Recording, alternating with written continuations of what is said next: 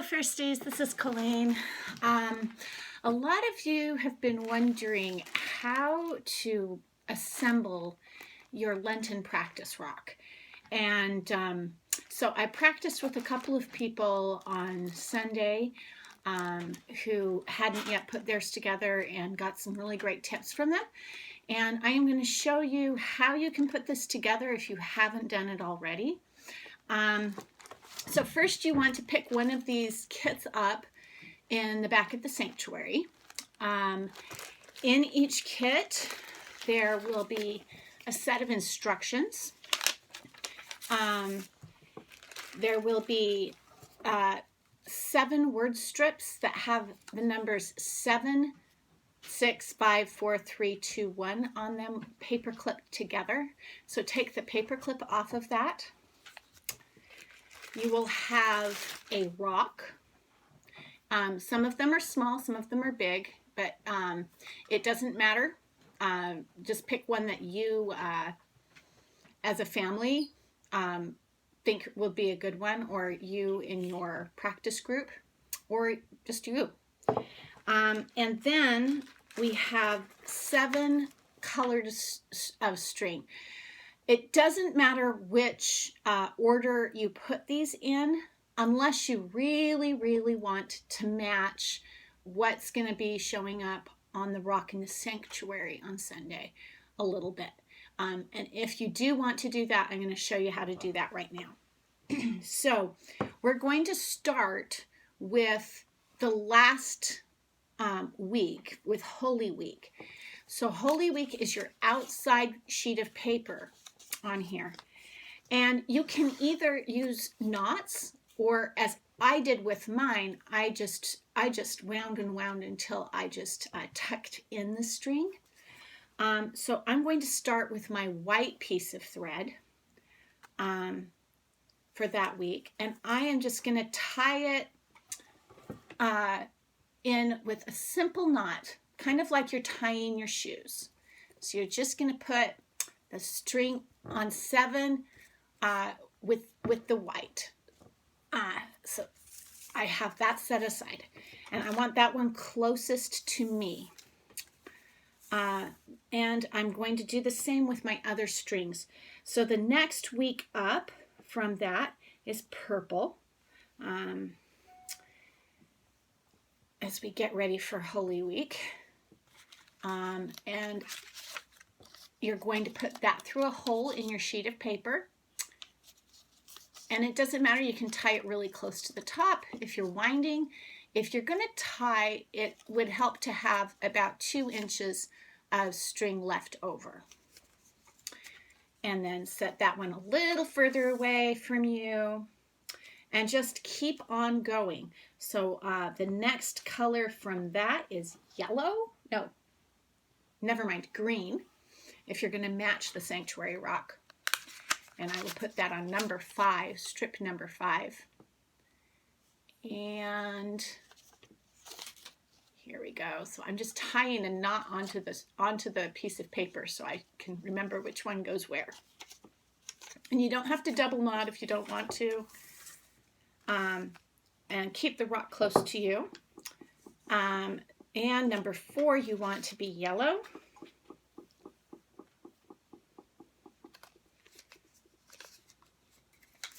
Number 3 is going to be gray.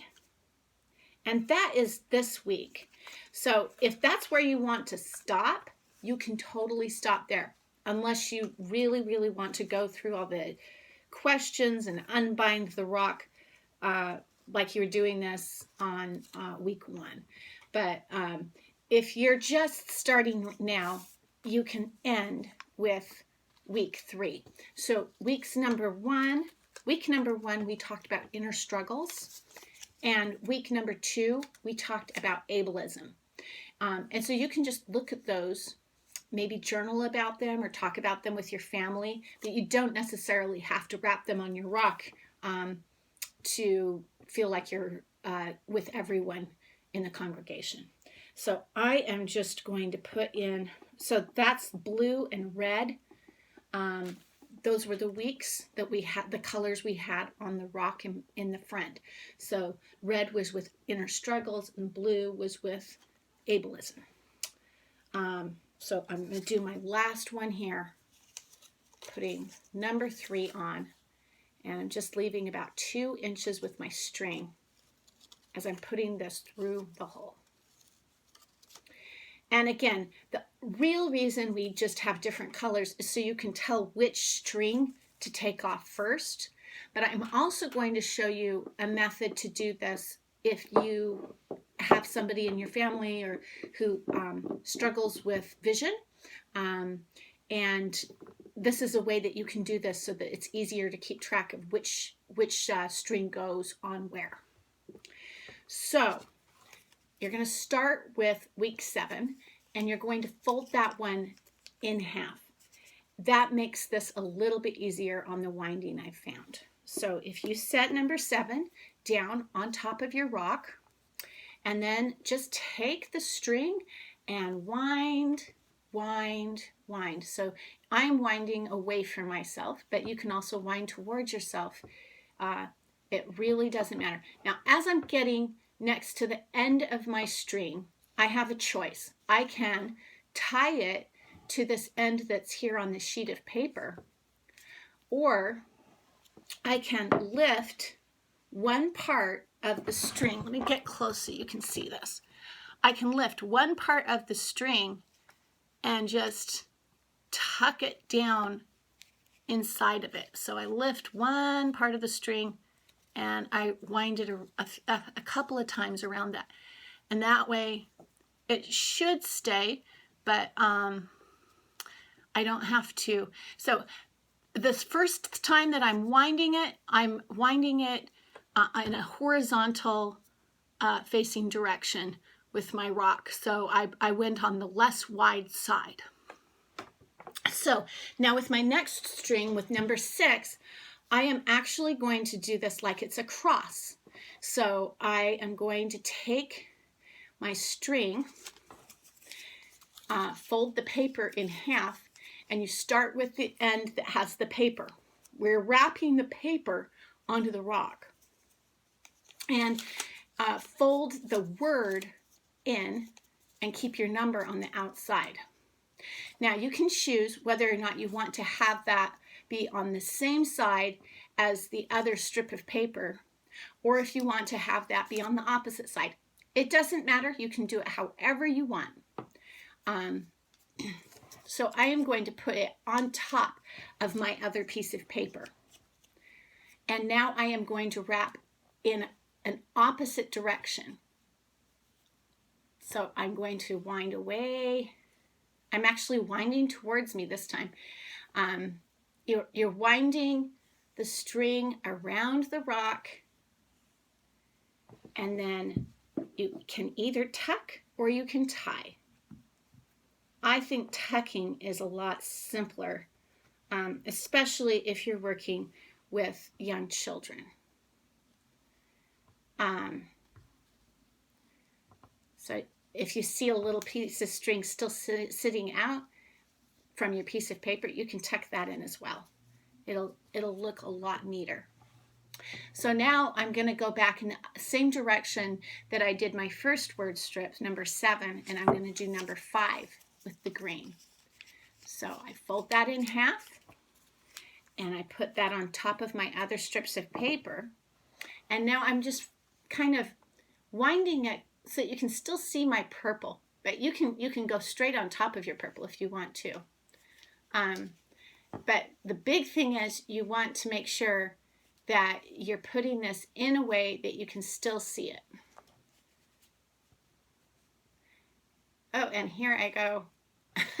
I'm going to start over on that one because my purple is coming undone. And that's okay. Just tuck it back and start over. So I'm winding. Actually, I want to go the same direction as my white, not the purple. That's why this is creating problems for me.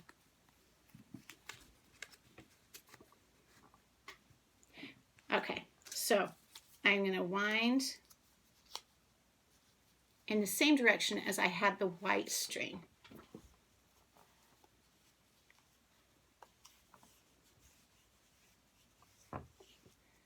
And when I hit the end, I just find a little bit of string from earlier and tuck the string around a few times.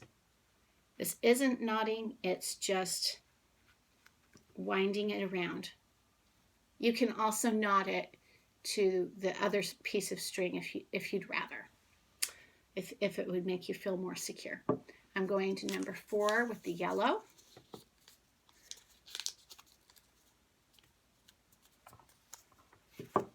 And this time I'm going to go in the same direction as my purple.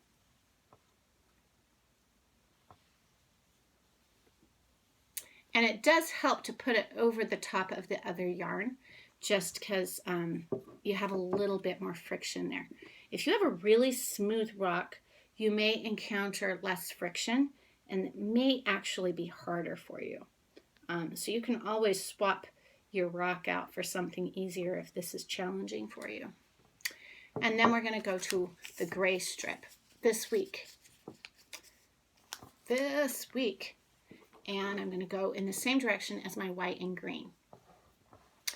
And I'm going really slow here, but you can have this done as a family, taking turns in about 5 to 10 minutes, depending on how fast people go. And then find a time to sit down with your family and talk through these questions and read the prayer together. And you may also join Pastor Day on Sundays at 5 p.m. She's having a Lenten practice on Facebook Live. So you can do that. You can journal, whatever feels comfortable for you. And I hope that this has helped a lot of you figure out how to do your Lenten practice. Thank you. Bye.